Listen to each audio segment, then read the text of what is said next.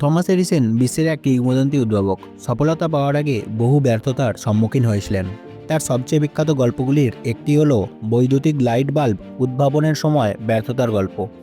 একে একে হাজার হাজার পরীক্ষা চালানোর পরও তিনি একটি কার্যকরী লাইট বাল্ব তৈরি করতে পারছিলেন না।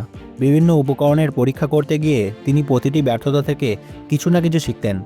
একবার একটি সাংবাদিক তাকে জিজ্ঞাসা করেছিলেন, এতগুলো ব্যর্থতার পর কেমন অনুভব করেন? এডিসন উত্তরে বলেছিলেন, না, আমি ব্যর্থ হইনি। আমি 10,000টি উপায় খুঁজে পেয়েছি যেগুলি কাজ করে না।